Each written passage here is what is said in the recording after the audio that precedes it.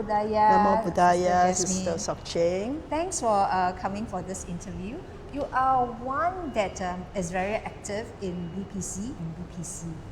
Like my family members has attended your course in Introduction to Buddhism, organized by BPC, and they told me that they have learned a lot from you. Thank you so much.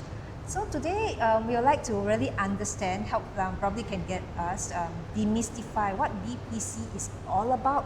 Is it wholly academic, and what are the courses that are available from BPC? Okay. BPC actually stands for Buddhist and Pali College, right? And it was established in sometime in 1996. And our emphasis has all along been in education, in Theravada Buddhist education. So it has been successful. We managed, for so many years until today. And initially when we started, we had the diploma class, then followed by the 3-year degree, and then the 1-year Masters of Arts, all right? And thereafter, we also have people that gone on to do the PhD, the doctorate in Buddhist studies, all right? And since about around 2010, 2011, we started the Introduction to Buddhism course.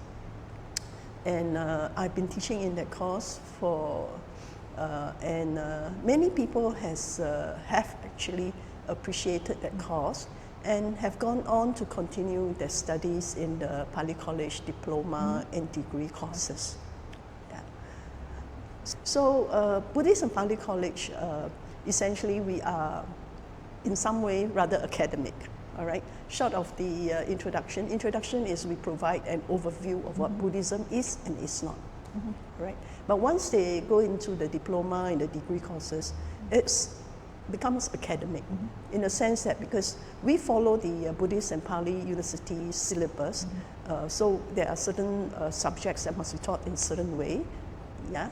So so it becomes academic, meaning that students will also have to take examination for the diploma and the degree papers. Okay.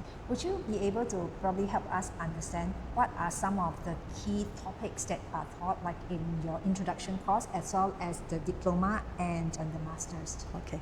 For the Introduction to Buddhism course, it's actually it provides an overview of Buddhism.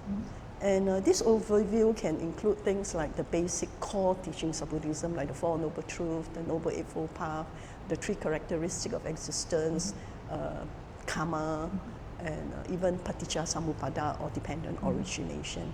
And we also cover other general things like Sigalo Vada Sutta, where we talk about relationship between different groups of people in the society.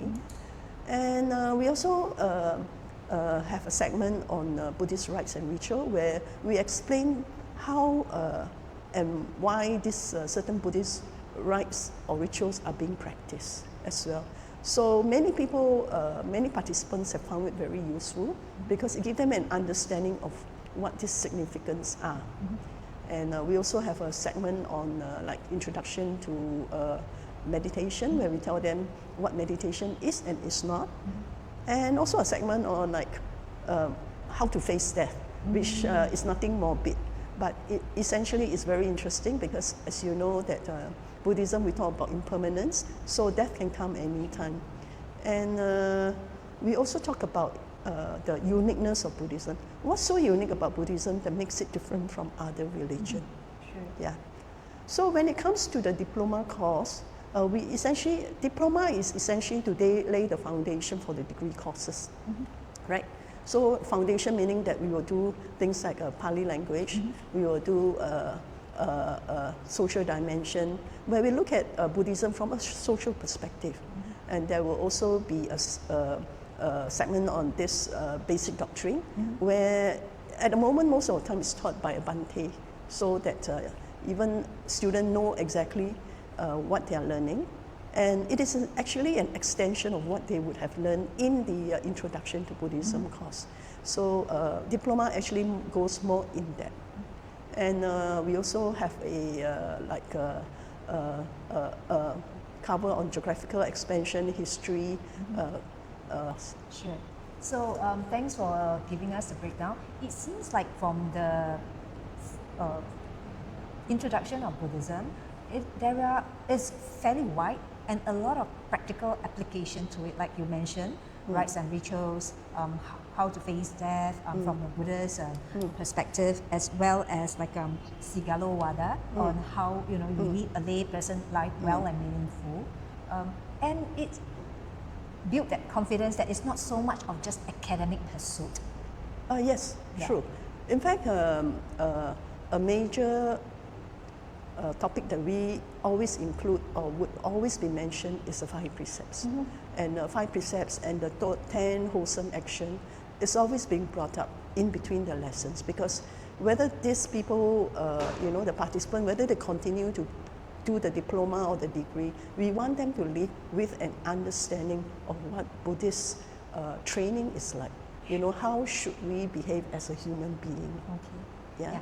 So when you go into diploma, it is really like more like it's exam based for one. Yes. And it's fairly rigorous that you have to attend like 3 days a week.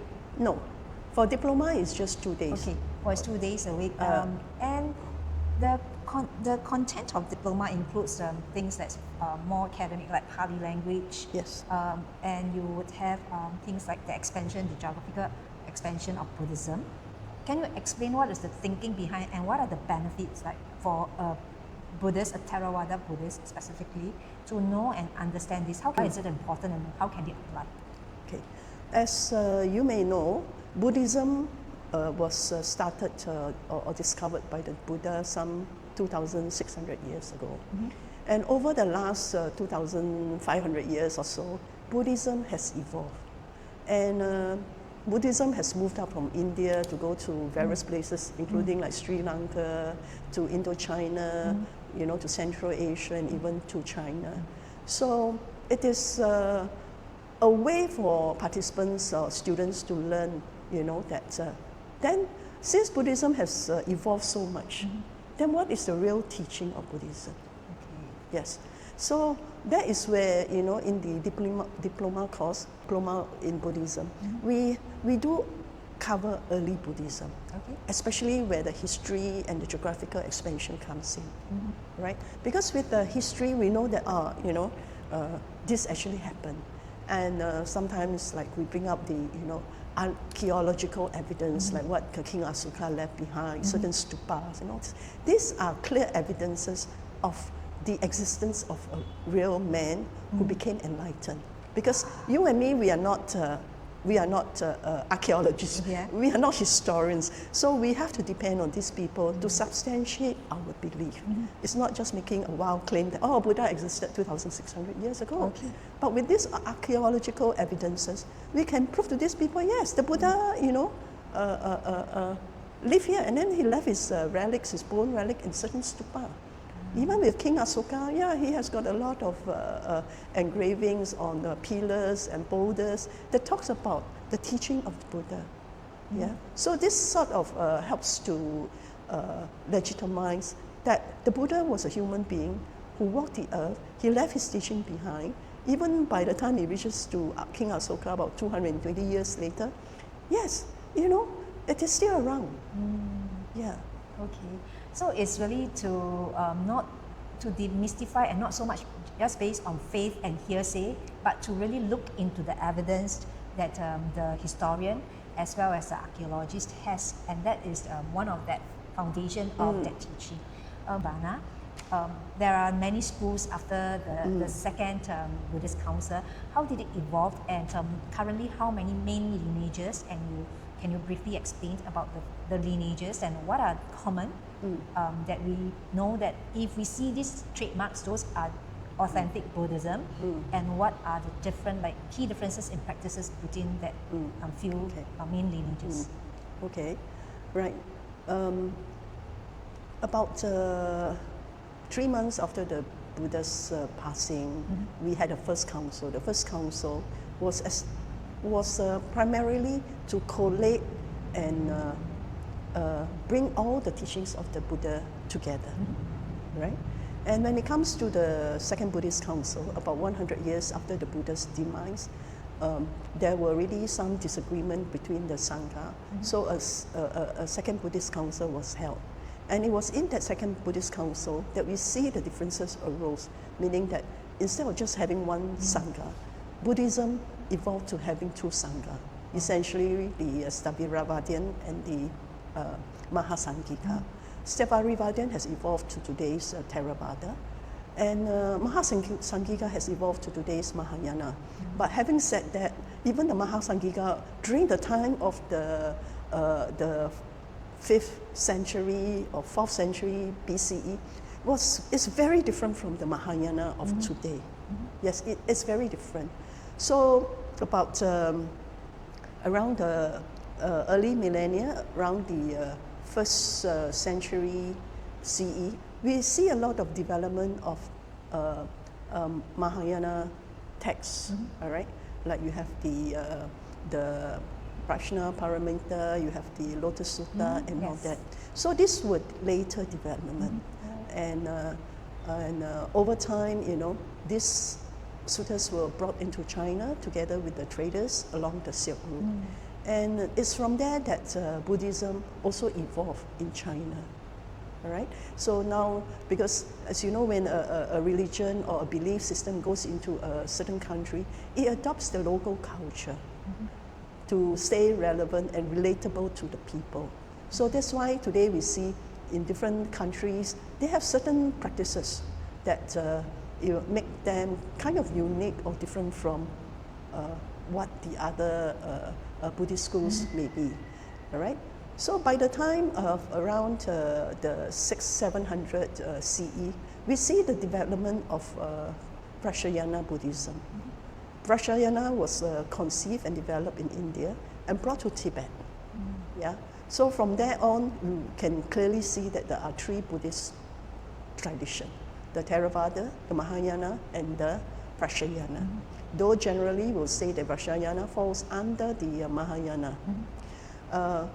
For us, I think that as long as whatever school anyone wish to subscribe to, so long as the teaching of the Four Noble Truths, the Noble Eightfold Path, is being practiced or are being practiced, they are deemed as Buddhist schools acceptable. Because there are some that claim they are Buddhist schools, but they don't practice this. Certainly, yeah. So how about the morality? Would the different Buddhist schools differ in terms of like keeping the 5 precepts, or largely the same? It's just a different degree of strictness of interpretation in nuances. Yeah. All right. For Theravada tradition, keeping the 5 precepts is just like eating our rice every day.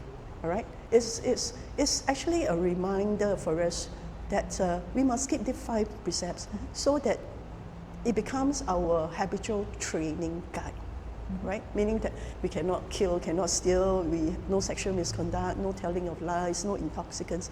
This should be a requirement of every human being. And this is very much emphasized in the Theravada tradition. That's why, you know, in any puja, we will always have this taking of the 5 precepts. Sure. But however, when you go into the Mahayana, for example, like Chinese Mahayana, they have to have a formal ceremony to take the 5 precepts. So, you know, there may be some that will say, oh, I cannot take the 5th precepts, I only take 4 precepts, which is kind of practiced differently from Theravada, right? As I mentioned earlier, the 5 precepts is and should be undertaken by not only Buddhists, it also for any other human being, because it teaches us the ethics of being a human being. Thank you so much for sharing, teacher. I think you have helped us understand a lot. That is the foundation of Buddhism, and largely based on, of course, our Theravada tradition. And for anyone who is still like not sure whether is it too much in terms of the academic rigor, the examination, to join the BPC, what is that one parting words that you will leave to encourage them? All right. You see, joining a structured program like a diploma or degree course allows you to learn Buddhism in a very systematic way. We start from the very basic, and then progressively you learn more things. All right, it's just like when you go to a school, you start with your kindergarten, then you move to primary, and then you go to secondary and JC and university. So with the classes or courses at Buddhist and Pali College, it's the same. Once you learn what Buddhism is, the so-called the academic side of Buddhism, you will have no problem understanding Buddhism in whatever context. And even like when you go to a certain tradition and you see something is missing, not taught or practiced in that tradition, you know for yourself, is that the correct teaching? Sure. So it is really that the foundation of building the right view that is not so much of just academic, but it gives you the breadth and the depth of firmly erecting your right view. Is that how we can see that attending a course like a BPC would help? Yes, yes, it definitely will anchor you in right view. Yeah. All right, and you know, like in this year, we started the introduction to psychology at a diploma class, and progressively, even when you go to other levels, you'll find that this psychology aspect of Buddhism is being brought up to the surface. And this is very helpful for people in today's context where people are very stressed out due to family commitments, due to work, or due to personal expectation and all that. With this Buddhist psychology, they are able to eventually help themselves. Yeah. And this is part of the BPC curriculum, or we can actually opt that as a separate learning teacher? At diploma, it is taught in diploma, and along the way you also have psychology courses, like in our Master of Arts course, we do psychotherapy. Yeah. So it's very interesting in the sense that we see what our own defilements is being portrayed, and how we can actually use the teaching of the Buddha to help ourselves. Thank you. That is so inspiring. So for those who are still concerned and don't know whether this is for you, first, like an introduction to Buddhism, organized by BPC on every Wednesday, and it is actually available in 2 modes, both in English and in Chinese. Yeah, so to watch out and sign up so that you have the right understanding that no matter where you go, whatever that you read or you come across, you know what is authentic, what is good for you, and what will lead you to liberation. Yes. Thank you so much. Thank you, Sister Sok Chen. Thank you.